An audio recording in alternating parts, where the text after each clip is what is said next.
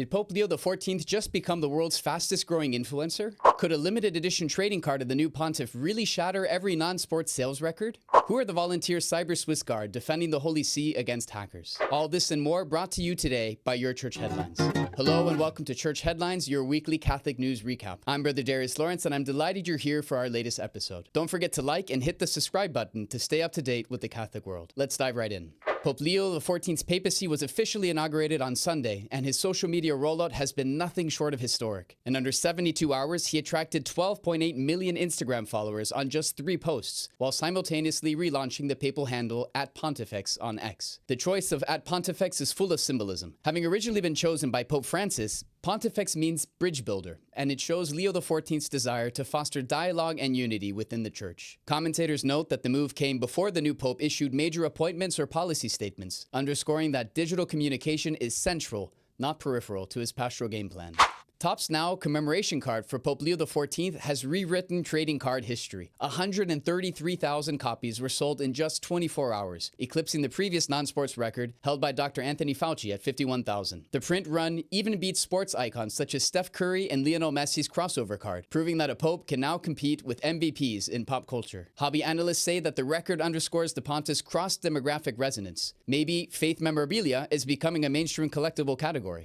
Between April 20th and April 26th, the period spanning Pope Francis's final Easter blessing and his passing, global searches for how to become Catholic skyrocketed 373%, according to data gathered from Google Trends data. Travel analyst Magdalena Petrusic called it unlike anything we've tracked, noting that instead of planning pilgrimages, users were seeking conversion steps. Sociologist Dr. Alina Meredith adds that Gen Z and young millennials are driving the surge. UK participation amongst 18 to 34-year-old Catholics jumped from 23% in 2018 to 41% in 2024. Observers linked the spike to Francis's visible witness of humility and care for the poor, suggesting that his final hours ignited a quiet revival as millions asked, often for the first time, what being Catholic really means.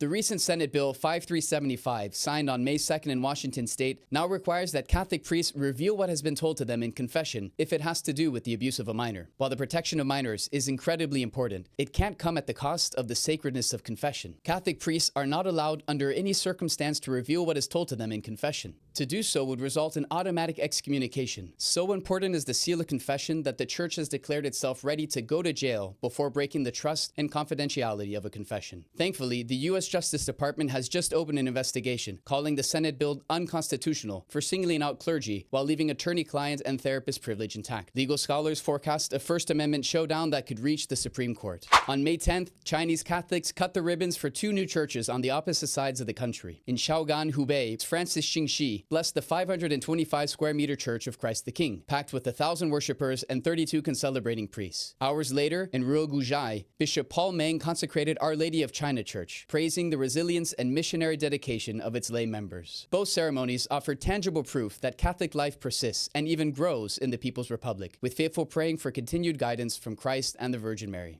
Are you a coin or stamp collector? Starting early July, collectors can surf the Holy See's updated online store to purchase Vatican coins and stamps directly. The governorate's overhaul scraps the old subscription system in favor of a more open and international approach. A new inclusive registration lets first-time hobbyists compete with seasoned collectors while meeting the Holy See's stricter data privacy rules. Packaging will also now be made with recyclable materials, echoing Pope Francis's call for caring for our planet. New coins and stamps have been released to commemorate the 2025 Jubilee year and Pope Leo XIV's election.